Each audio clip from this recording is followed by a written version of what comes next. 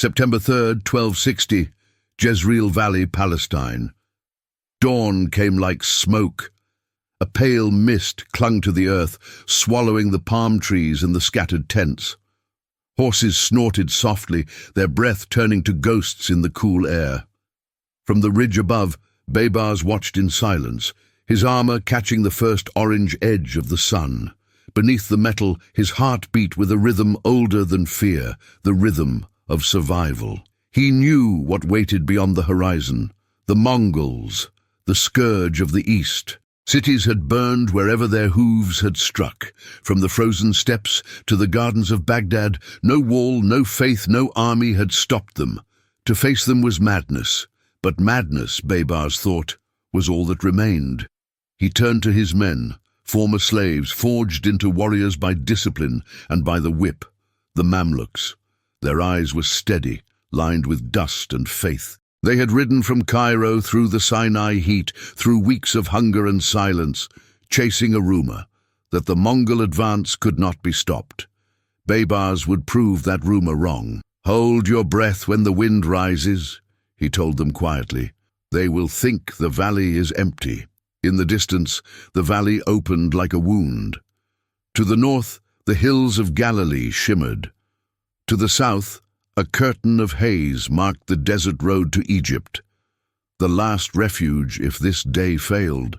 Somewhere out there, Kitbuka's army moved, a vanguard of perhaps 10,000 Mongol horsemen, hardened veterans of Hulagu Khan's western conquests. Their commander was known for his cruelty and his faith, a Nestorian Christian who believed the sky itself favored the sons of the steppe. The Mongols had crushed Baghdad 2 years earlier, slaughtered its scholars, toppled its caliph, and filled the Tigris with ink and blood.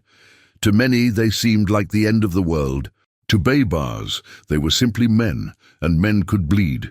He crouched by the earth and drew a line in the dust. "Here," he said to his captains, "when they come down this road, the dust will blind them. We strike from the left, then vanish. Again and again, until they think the wind itself fights them." His plan bordered on lunacy, a feigned retreat, a trick as old as war itself, but never before turned against the masters of it. The Mongols had used such deception to annihilate armies twice their size. Baybars would dare to reverse it, to lure them into the narrow folds of the valley where the ground softened, where horses sank and maneuver was death. Behind him, banners rustled like whispers of fate, blue silk stitched with verses from the Quran. Yet Baybars himself, though fierce in prayer, relied more on calculation than miracle. He had studied the Mongol pattern, the sudden feint, the circling flank, the encirclement that closed like a noose. If he could predict that rhythm, break it once, just once, he might save not only his men, but the entire Islamic world. The Mamluks waited in silence. Only the sound of insects rose between the low hills.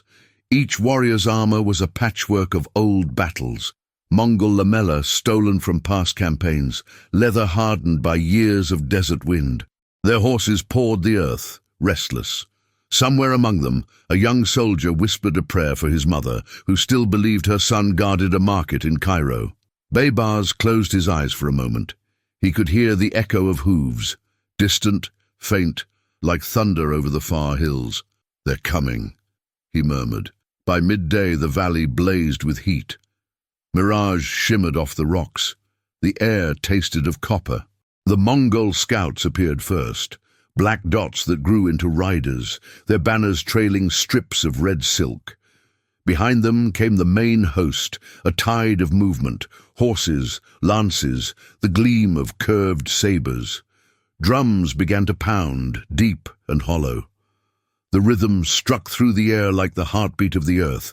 The Mamluks remained still, hidden among the folds of terrain and behind sparse thorn bushes. To the Mongols, the valley seemed empty, a path open toward Egypt, their next conquest. Kitbuka rode at the center, his armor chased with gold, his gaze hard as stone. He had fought in the burning of Baghdad, watched caliphs die, and believed no army on earth could stand before the sons of Genghis Khan.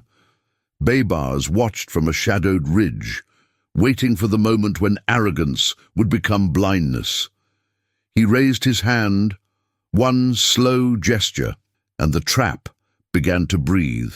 The first charge erupted from the east.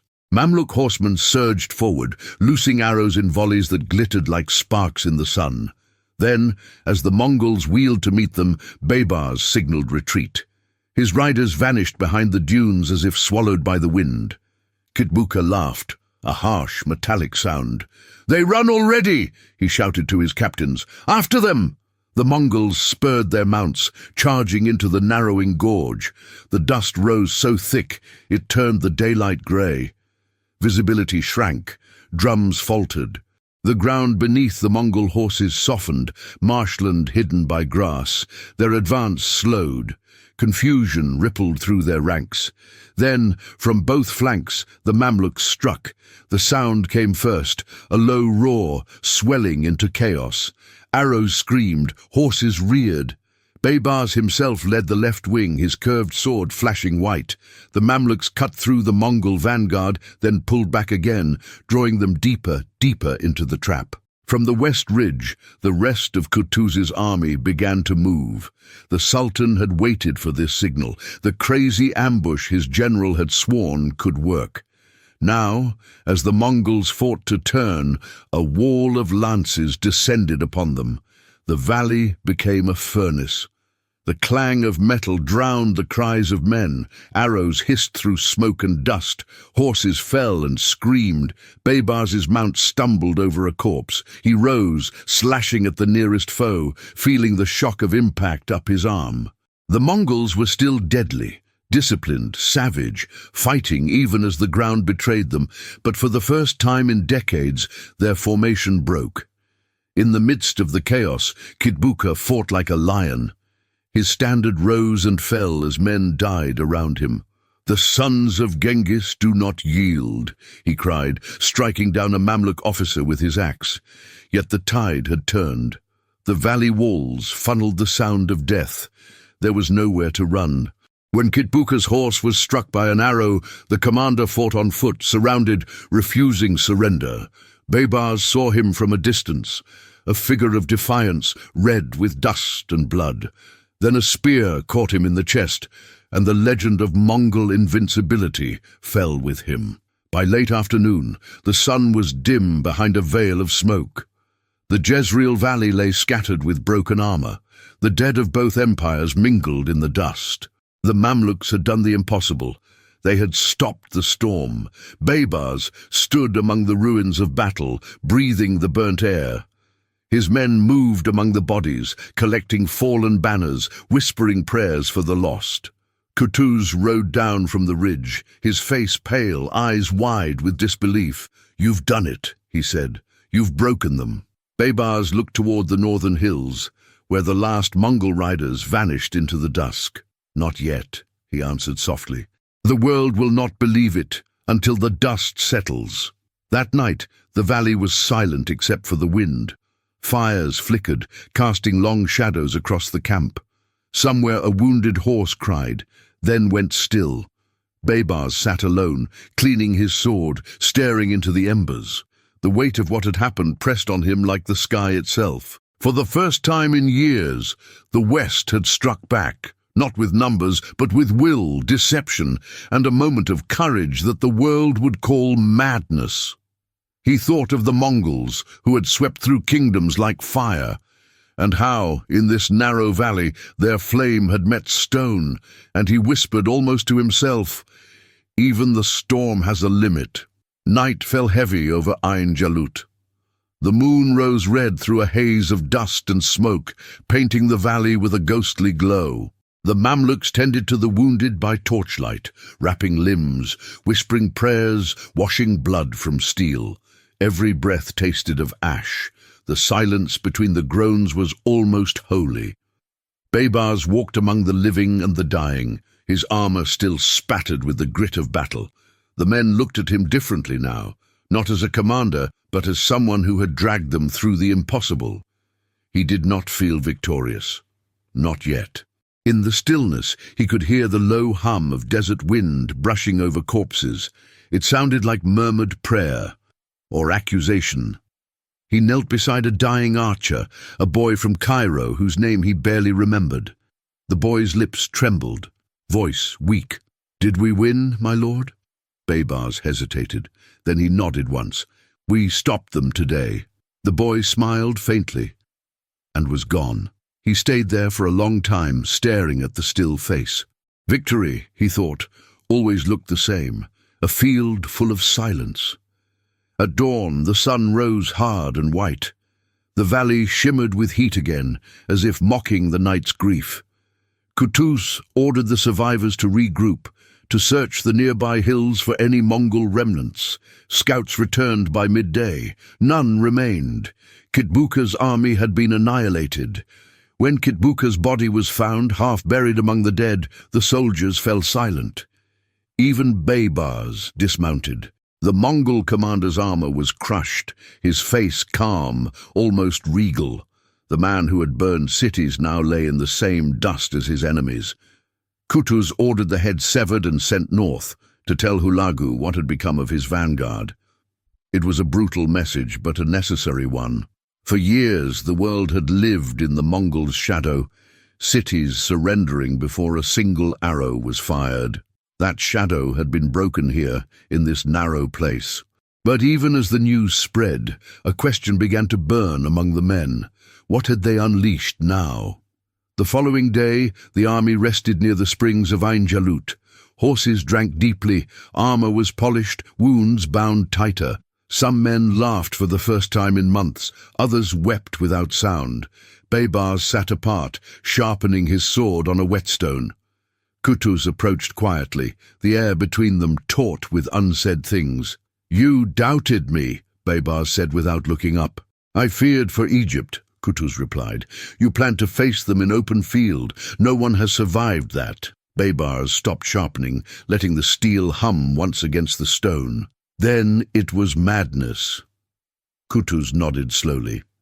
"Yes, but sometimes only madness breaks fear." The two men looked out across the valley. Smoke still rose in thin threads from the ground, twisting in the heat. Beyond that horizon, far to the northeast, the Mongol Empire trembled for the first time in decades. Hulagu Khan, grandson of Genghis, received the news of Kitbuka's death with disbelief.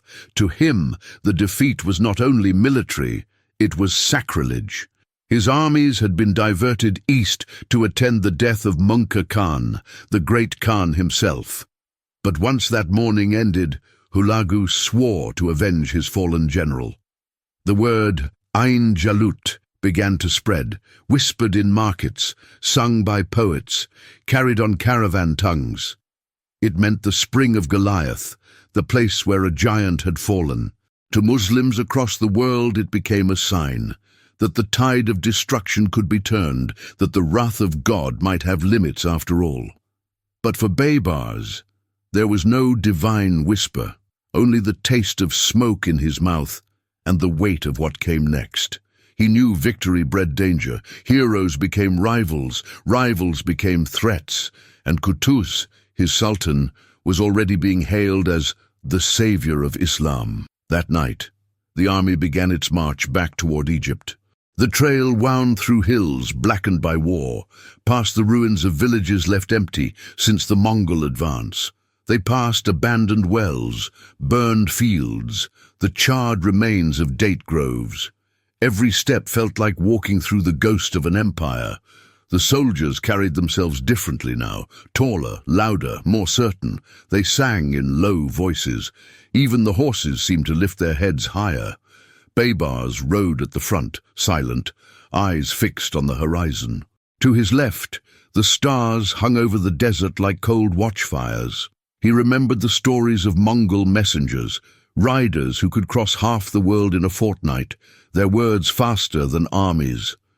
Somewhere out there, he thought, those messengers were already galloping east, bearing the news. The Mamluks stopped us. The storm broke at Ain Jalut. He felt no joy in it, only inevitability. Days passed. When the army reached the outskirts of Cairo, the city erupted in celebration. Bells rang, drums pounded, and from the mosques came a roar of prayer that seemed to shake the walls. Banners flew from rooftops. Children ran alongside the returning soldiers, shouting, "The Mongols are beaten! The world is safe!" For the first time in living memory, the people of the Nile believed in a future. But within the citadel, politics moved faster than celebration. Qutuz, elevated by glory, began consolidating power, rewarding loyal emirs, overlooking others. Baybars, though praised publicly, sensed the shift immediately. His own fame was dangerous now. The victory that had saved the realm might soon cost him his place in it. One night, during a feast at the palace, Qutuz toasted the heroes of Ain Jalut. Candles flickered against marble walls, musicians played, yet beneath the laughter ran an undercurrent of calculation. When the Sultan raised his cup and said, "To Baybars, who dared what no man dared," applause filled the hall. But Baybars saw in his eyes a shadow, not gratitude, but unease. The crowd cheered the words, not realizing they marked the beginning of another kind of war. Outside, Cairo's night air was sweet with river mist. From the ramparts, the city looked endless. Domes, markets, the glimmer of lamps stretching to the dark horizon. Baybars leaned against the cold stone, watching the streets below. He thought of the valley again, of dust and blood, and the impossible silence after victory. He thought of the boy who'd asked, "Did we win?" The question still echoed. Yes, they had won a battle. But against what? The Mongols would return one day, maybe not under Kitbuka, maybe not even under Hulagu, but under someone else, somewhere else. The empire of the steppe was too vast, too relentless to fall from one defeat. And beyond the horizon, new empires already stirred. Frankish knights to the west, rival sultans to the east, ambitions within Cairo itself. Baybars' new history never stopped moving. The world did not rest after miracles. He turned from the city lights and whispered, "The storm changes shape. It never ends." Weeks later, Qutuz ordered the army north again, officially to pursue remaining Mongol forces, but many suspected something else. Baybars rode beside him, loyal in form, wary in heart. Their silence on the march was thick as dust. When they reached the plains near Al-Salihiyah, the Sultan halted the column to rest. The sun was low, the air smelled of iron and sweat. Qutuz dismounted, beckoning Baybars to walk with him. "You think me ungrateful," he said quietly. "I think you are afraid," Baybars answered. The words hung there, sharp and heavy. Qutuz turned to face him, eyes narrow. "I fear no man." Baybars looked past him, toward the setting sun. "Then you fear what I might become." There was no reply, only the sound of the desert wind moving through the tents. That night, under the same stars that had watched Ain Jalut, Qutuz was struck down, assassinated by hands that history would forever debate. Some said Baybars himself dealt the blow, others that he merely allowed it. The truth blurred in the sand, as truths often do. By dawn, the banners above the camp had changed. The soldiers awoke to a new name on every tongue: Sultan Baybars. The knight who had outwitted the Mongols now ruled Egypt. And with his rise, the story of Ain Jalut transformed from one battle into a legend. The crazy ambush became myth, the moment when the unstoppable tide met the will of one man. But beneath the legend, the question endured: did victory against the invincible justify the cost of becoming invincible himself? The wind swept over the camp at sunrise, scattering sand across the banners. Somewhere in the distance, the muezzin's call floated over the dunes, a thin, trembling line of sound. Baybars stood alone, watching the desert glow with light. He had survived the Mongols, outmaneuvered his enemies, and taken a throne. And yet deep inside, he knew that every empire, no matter how clever, eventually faces its own Ain Jalut. The throne room of Cairo shimmered beneath the heat of torches. Gold glinted from the carved walls, incense curled in thin, nervous spirals toward the vaulted ceiling. On the dais sat Sultan Baybars, the once slave turned ruler of Egypt, the man who had broken the Mongol myth. Outside, the city roared with life, markets alive with traders from Damascus, pilgrims from Mecca, and whispers from every corner of the empire. Yet inside these walls, silence ruled. Power had its own kind of quiet. Baybars leaned forward, studying the map stretched before him. The ink traced the fragile line between survival and ambition, from Cairo to Aleppo, from Aleppo to the Tigris. Every river, every fortress was a pulse in the body of his new realm. The Mongols had not vanished. Far to the east, Hulagu Khan rebuilt his armies along the Euphrates, his anger burning cold. To the north, the Golden Horde stretched across the steppe like a moving storm. The victory at Ain Jalut had not destroyed the Mongols, it had merely taught them pain. And Baybars knew, pain makes monsters learn. He walked to the balcony overlooking Cairo's night. The city glowed with oil lamps and restless prayers. Somewhere below, a storyteller in a market shouted the tale of the mad knight who had tricked the horsemen of the apocalypse.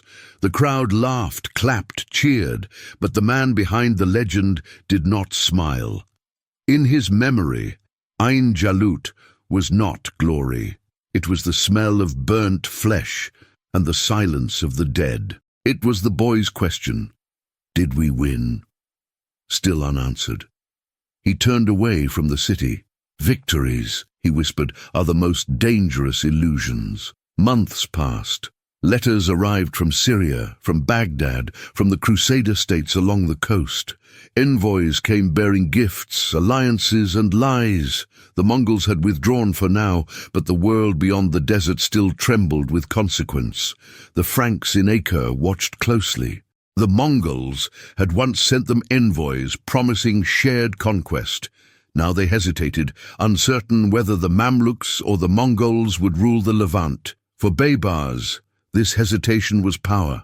He played his enemies against one another like a master of chess. Treaties by day, ambushes by night, each move built a wall between Egypt and the chaos of Asia.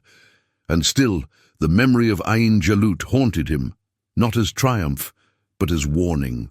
One evening, a messenger from Damascus arrived covered in dust and fear. He fell to his knees before the Sultan. "My lord," he gasped, "the Mongols march again. Hulagu's forces cross the Euphrates." Baybars rose slowly, his armor gleaming beneath the torchlight. He felt the air tighten around him, the old pulse of war awakening, like an old wound reopening. "How many?" he asked. "Perhaps 20,000, maybe more." "They burn villages near Raqqa. They say the grandson of Genghis seeks vengeance." A murmur rippled through the chamber. Advisors exchanged glances, some afraid, some eager. Baybars closed his fist. "Then we meet them not with fear," he said, "but with memory." He dismissed the court and walked alone through the corridors of the citadel. The torches flickered as he passed, painting his face in alternating light and shadow. To rule was to walk between them, light and darkness, faith and calculation. In his private chamber, he unrolled a small scrap of parchment, one he kept hidden from all others, a crude sketch of the valley of Ain Jalut, the ridges, the spring, the trap. It reminded him that genius in war was not born from strength, but from patience, from knowing when to let the enemy destroy himself. Weeks later, his army moved north again. Thousands of horsemen crossed the sands beneath banners of black and blue. The sound of hooves rolled like thunder through the desert canyons. They passed the ruins of old wars, crumbling towers, bones half buried in dunes.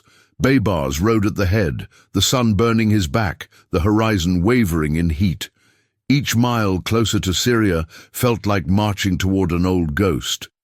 When they reached Damascus, the city's gates opened in reverence. The people lined the streets chanting his name, Al-Malik al-Zahir Baybars, the victorious king. But among the cheers, he heard something else, the faint edge of expectation. The people believed he would save them again, and he wondered, what happens when salvation demands endless war? Beyond Damascus lay the frontier, the land where Mongol scouts roamed like wolves. The wind carried rumors of new banners, of iron and vengeance. But as the Mamluks advanced, they found only ashes, villages burned, wells poisoned, silence hanging over the plains. Baybars studied the signs and understood. The Mongols were not coming in strength, they were testing. Ulagu was dead now, replaced by Abaka Khan, and the empire of the steppe had begun to fracture. Still, a wounded beast is most dangerous when cornered. Baybars halted his army near Aleppo, the city whose stones still bore the scars of Mongol fire. From there, he sent riders to every fortress along the frontier. His orders were clear: no mercy, no hesitation. He had learned the Mongols' language of fear, and now he would speak it back to them. That winter, the sky above Syria burned red with dust storms. Sand covered the fields, smothering crops and choking rivers. The soldiers wrapped their faces in cloth and waited. In the evenings, Baybars gathered his captains around the fire. Their faces glowed in the shifting light, scarred, weary, loyal. "You know what they say of us now?" he asked them. "That we are the Mongols' shadow, that we learned their ways and became what we feared." One of the captains spat into the sand. "Better to be the shadow than the prey." Baybars nodded. "Yes, but shadows forget the sun that made them." For a moment, silence. Then the faint rhythm of drums in the distance, carried by the wind. Everyone froze. The scouts galloped back into camp, shouting, "Riders, North Ridge!" Baybars stood, cloak snapping in the wind. He climbed the rise and saw them, a dark line moving across the plain, torches flickering like fireflies. Mongol riders, no more than 1,000, probing the frontier. He smiled grimly. "They come to test the ghost of Ain Jalut." He ordered his men to mount. No speeches, no banners, only the quiet ritual of war. They met the Mongols at dawn. The sky was a bruised grey, the air sharp and cold.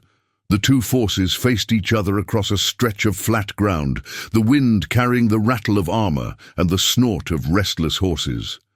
Baybars gave a single command: attack without formation. Let chaos answer chaos. The field exploded. Arrows streaked through the air. Horses collided, swords flashed. The Mongols fought with the same precision as always, their discipline like clockwork, but the Mamluks had learned their rhythm. Every feint was answered, every circle broken. Baybars himself rode into the thickest part of the fight. His sword found its mark again and again. Around him men fell like stalks of wheat. He felt time slow, the familiar calm within storm. Then he saw it. The enemy standard collapsing, trampled beneath hooves. The Mongols broke and scattered east. When the dust settled, the plain was silent, but for the wind. The Mamluks had done it again, not as miracle, but as method. That night, Baybars stood on a rise overlooking the field. The moonlight washed over corpses and glinting armor. He thought of Genghis Khan, of the idea of invincibility, how it had once ruled the world. Now it lay here, broken, fading into myth. He whispered to himself, "Even the empire of the sky bleeds when it reaches the earth." Behind him, his men sang around fires, their voices raw, filled with both pride and exhaustion. Yet Baybars felt only the weight of repetition. Every victory demanded another. Every empire he saved demanded a new enemy to justify its survival. He realized, with the cold clarity of a soldier too long in command, that he had inherited not peace, but the endless machinery of fear. By spring, news of the second Mongol defeat spread like wildfire. From Cairo to Samarkand, from Acre to Constantinople, merchants carried the story of the man who had faced the storm twice and lived. Baybars had become legend in his own lifetime. The slave who rose higher than kings, the commander who shattered the Mongol illusion. But legend is a crown made of glass. In the shadows of his triumph, whispers grew louder. of purges, executions, rival emirs vanishing overnight. Baybars, once the symbol of defiance, had become the architect of control. In defeating the Mongols, he had absorbed part of them. The line between protector and conqueror blurred, and the world began to ask a new question. If even the Mongols could be broken, what power could remain unbroken?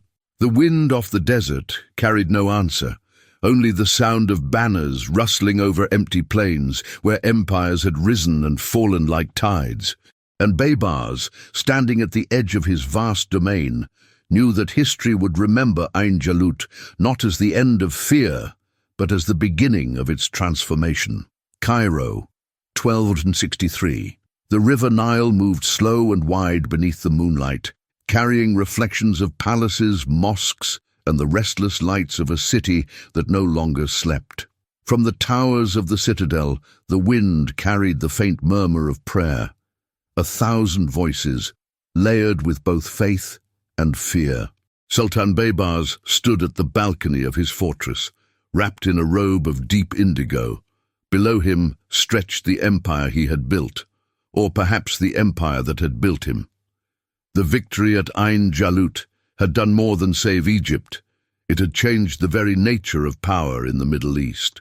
Where once the world bent to the Mongol drum, now envoys from Persia, Syria, and even distant Constantinople came to bow before the Lion of Egypt. But Baybars no longer believed in invincibility. He had seen too much of it die in the dust. By day, Cairo glittered with confidence. Caravan bells rang through the streets, scholars debated under the arches of Al-Azhar, soldiers drilled in the courtyards beneath banners, embroidered with verses of victory. The people called it the Age of Restoration, yet beneath the marble and song, Baybars built a quieter empire, one of discipline, of watchfulness. The Mongols had taught him that power rested not only on armies but on knowledge. Messengers rode through every province, gathering reports, tracing rumors, measuring loyalty. His new network of informants, the Barad, stretched from the Delta to the Euphrates. No whisper traveled far without reaching his ears. To some, it was brilliance. To others, paranoia. But Baybars knew the same world that cheered your name today would dig your grave tomorrow. Still, he never forgot Ain Jalut. Every spring, when the rains turned the desert green, he ordered prayers held for the fallen. He would stand apart from the crowd, eyes closed, remembering faces now lost to time. Sometimes alone, he dreamed of Kitbuka, not as an enemy, but as a reflection. The Mongol commander had believed himself chosen by heaven. Baybars, too, had once believed in destiny. Now he believed only in consequence. Beyond Egypt's borders, the world was shifting. The Mongol Empire, fractured after Munka's death, was splitting into rival khanates, the Ilkhanate in Persia, the Golden Horde to the north, the Yuan in distant China. They fought each other now, turning their fury inward. It was the first time in a century that the earth itself seemed to breathe again. But peace was never Baybars's natural element. He understood that survival depended on movement, on acting before the storm rebuilt itself. He began fortifying the frontiers, rebuilding the citadels of Damascus and Aleppo, training his armies not for conquest, but for permanence. For the first time, the Mamluks were not merely soldiers of survival, they were the foundation of a state. The sons of slaves had become the architects of civilization. In Damascus, the call to prayer echoed from the minarets that Baybars had ordered restored. In Aleppo, traders returned to markets once blackened by Mongol fire. Across Syria, the roads filled with life again. And yet, wherever he went, the people whispered the same name, Ain Jalut. It had become more than a battle. It was a myth, a promise, a warning. Children played at being Mamluks, pretending to ambush invisible horsemen. Storytellers in bazaars turned Baybars into legend, a hero who could trick demons, ride storms, outwit fate itself. He listened to those stories with quiet unease. He knew how easily legends devoured the men who birthed them. One night, while traveling through Damascus, he summoned his old companion, Emir Faris al-Din. They shared bread in a tent lit by a single oil lamp. "Do you remember the valley?" Baybars asked. Faris nodded. "I remember the dust. I still taste it in my mouth." Baybars smiled faintly.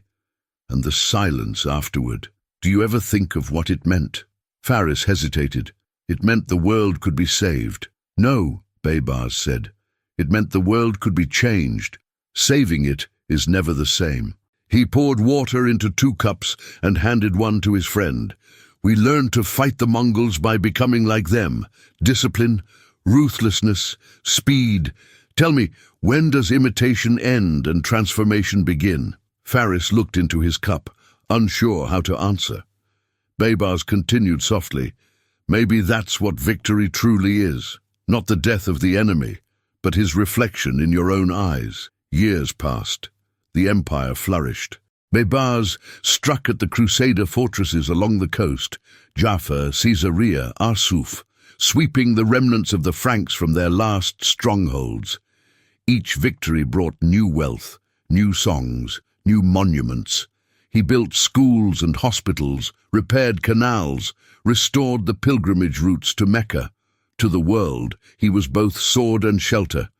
But in his private chambers, he kept the map of Ain Jalut. The edges were torn, the ink faded. He touched it sometimes before sleep, tracing the lines with his fingers, as if afraid that one day he might forget where the impossible had happened. In 1271, a messenger arrived from the north. He carried news from the Ilkhanate, of new campaigns, of shifting alliances, of Mongol princes now converting to Islam. Baybars listened, silent. When the messenger finished, the Sultan dismissed him and stood by the window, watching the sun fade over the horizon. The Mongols, he thought, were not gone. They had simply changed faces. They would enter the faith they once sought to destroy, absorb its strength, and survive again. Even the storm learns to pray. And in that realization, Baybars felt a strange peace. He understood that history did not erase its conquerors, it recycled them. In the final years of his reign, the Sultan's beard turned white. His eyes, once sharp as steel, softened with distance. He spent more time in study than in war, surrounded by scholars and scribes who chronicled his deeds. One of them asked him once, "My lord, what should I write of Ain Jalut, that it was the day Islam was saved?" Baybars smiled, faintly amused. "Write this instead, that it was the day men discovered fear could be defeated, but never destroyed." Outside, the muezzin's call rolled through the twilight. The city glowed gold under the last light of the sun. From the citadel balcony, Baybars looked down on Cairo, its rooftops, its domes, its endless breathing motion. He remembered the valley again, the scream of arrows, the roar of horses, the silence of victory. He realized then that Ain Jalut had never truly ended. It lived in every decision, every command, every dawn that rose over a world forever changed by one mad gamble. For centuries, the Mongols had ridden under the banner of the eternal sky. But in that valley, on that day, the sky itself had been challenged, not by another empire, but by human will. And in that defiance, Baybars found both his triumph and his curse. As he turned from the window, he whispered to himself, "The storm ends only when we stop trying to ride it." Cairo, July 1277. The palace was quiet. The air hung heavy with the scent of old cedar and candle wax. Outside, the summer heat pressed against the city like a hand. From the window of his chamber, Sultan Baybars watched the Nile shimmer, slow and eternal, beneath the afternoon sun. He had ruled for 17 years. He had outlived crusaders, caliphs, khans, and yet, as his breath came slower, the man who had faced the storm now found himself surrounded by silence. His physicians moved like shadows, whispering in corners. He waved them away. What use were medicines, he thought, to a man who had already defied death so many times? Baybars sat in a chair of carved ivory, the weight of armor long gone, but still remembered in his bones. On the table before him lay two objects, his sword and the faded map of Ain Jalut. The edges had nearly disintegrated, the ink a ghost of what it once was. He touched it gently, as one might touch an old wound. Outside the walls of Cairo, the empire lived on. Caravans crossed from Syria to the Red Sea. Farmers tilled land once scorched by war. Minarets rose where ruins had stood. Children grew up hearing tales of the knight who fooled the Mongols, of the mad ambush that saved the world. In their eyes, Baybars had become more than a man. He was legend, a name carved into the rhythm of prayers. But legends, he knew, rarely tell the truth. He remembered the night after Ain Jalut, the valley lit by fire, the bodies strewn across the sand, the faces of the dead indistinguishable in the dust. He remembered the young archer asking, "Did we win, my lord?" For years he had tried to answer that question. Maybe victory wasn't what he thought it was. Maybe it was only survival, the right to ask new questions in a world still bleeding from the old ones. He rose slowly, each step measured, and walked toward the window. The city below throbbed with life. Merchants shouting, camels groaning, the distant ring of hammers from the forges. That noise was his true monument, he thought. Not the walls, not the titles, but the persistence of sound, the refusal of silence.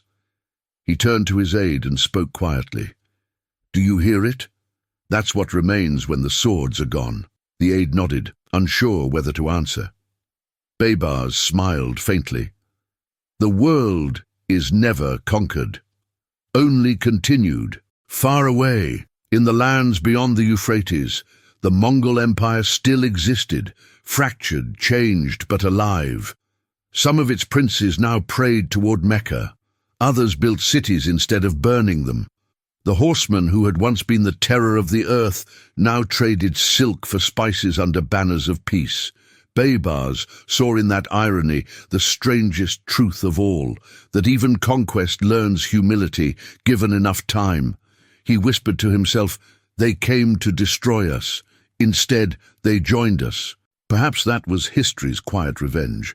When evening fell, the Sultan called for a scribe. His voice was weak, but his eyes burned clear. "Write," he said. The scribe dipped his pen. "To the generations after me," Baybars began, "know this. Strength without justice is only fear in another form. We fought monsters, and to win we learned their ways. But if you forget mercy, you will become what you once defied." He paused, catching his breath. "Tell them that the true victory of Ain Jalut was not the fall of the Mongols, but the proof that men can stand even when the sky itself seems to fall." The pen scratched softly over parchment. Outside, thunder murmured over the desert. A rare storm rolled toward Cairo, wind pushing through the open windows, carrying with it the scent of rain and dust. Baybars looked toward the horizon, eyes half closed. "The storm," he murmured, "always returns. But so do we." Moments later, his hand fell still upon the table. The sword, the map, and the man who had defied the end of the world rested together in silence. News of his death spread quickly, from Alexandria to Aleppo, from the Bedouin camps of the Sinai to the palaces of Persia. In every mosque, his name was spoken with reverence. In every market, the tale was retold. The legend of the mad knight, the ex-slave who outwitted an empire, became part of the fabric of memory itself. Centuries passed. Empires rose and fell. The Mongols faded into dynasties, the Mamluks into dust. But the story of Ain Jalut survived, not in stone, not in scripture, but in the human pulse that refuses submission. In every age, in every war where the impossible is faced, someone remembers that valley, the day when the unstoppable met the unyielding. Today, if you stand in the Jezreel Valley, the wind still carries whispers over the grass. The earth there is quiet, but beneath it lie the bones of both conqueror and defender. No banners remain, no sword, no blood, only soil and the echo of hooves that once shook the world. The hills are green again, and the spring still flows, cold, clear, indifferent. It does not remember names, it remembers courage, and somewhere in that wind, if you listen closely, you might hear it, the voice of a man who was once called a mad knight. Even the storm has a limit.